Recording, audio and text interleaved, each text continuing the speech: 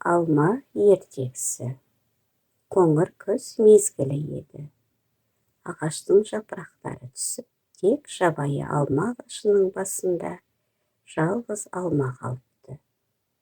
Осы кезде орман аралап жүрген қоян алманы байқап қалады. Оны қалай алуға болады? Алма өте биікте, секіріп жете алмайсың. Шырша бұтағында отырған қарға қоян қылығына сырттай күліп отырады, қарқ-қарқ етіп. Оны көрген қоян, қарға, маған алманы үзіп алып берші дейді. Қарға ағаш басына ұшып барып, алманы үзіп алады.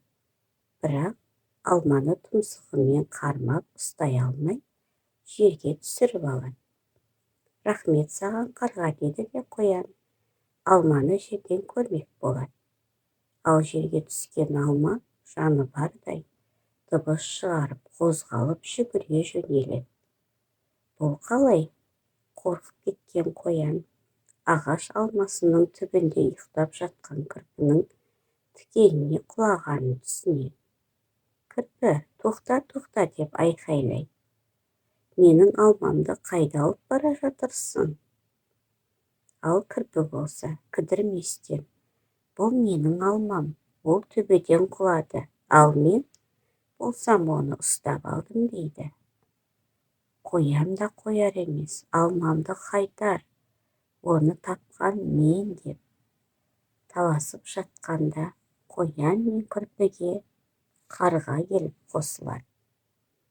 Босқа таласпаңдар, алма меніңкі, мен оны өзім үшін үзіп алдым деп өтірікті шынын араластырады.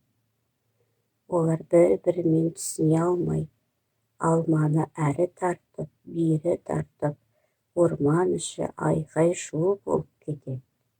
Сол кезде қорбаңдаған аю келіп қалады. Бұл не деген айқай-шу, мазамды алдыңдар ғой дейді. Бәрі оған жақындап, сен аю, біздің ормандағы ең үлкен, әрі ең ақылдысың. Сондықтан бізге алманы кімдікі екенін айтып бер деп, аюға оқиғаның қалай болғанын баяндап, төрелігін сұрайды. Алманы кім тапты? Мен, деді қоян. Ал алманы кім үзіп алды? Мен, деп қарқ етті қарға. Жақсы, кім оны ұстап алды? Мен, деді кірпі. Мінеки, бәрің де дұрыс айтасыңдар. Өйткені алманы алу үшін бәрің еңбектендіңдер. Алма бәріңдікі, дейді аю.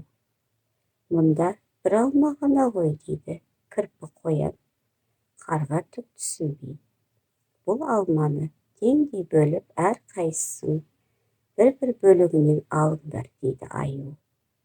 Мұны естіп бәрі қуанып кетеді. Бағанадан бері бостан-босқа таласқан екенбіз ғой деп, кірпі алманы 4 бөлікке бөледі. Қоянға бір бөлігін беріп, бұл саған, қоян. Сен алманы бірінші көрдің. Екінші бөлігін қарғаға беріп, бұл саған, қарға. Сен алманы үзіп алдың. Үшінші бөлігін аузына салып кірпі, бұл маған. Өйткені алманы ұстап алған мен. Кірпі аюға 4-ші бөлігін беріп, бұл саған, аю. Маған не үшін деп таң қалды аю. Сен бізге ақыл айтып, татуластырдың, деді ол риза қайтпен. Әрқайсысы өзіне берілген алманы жеп мәз болды. Өйткені аю ешкімді ренжітпей, дұрыс әділ шешімін шығарған еді. Осылай ақылды тапқырлы аюдың арқасында кірпі, қоян, қарға бір-бірімен тату, ұрыспай, тату тәтті тұрыпты.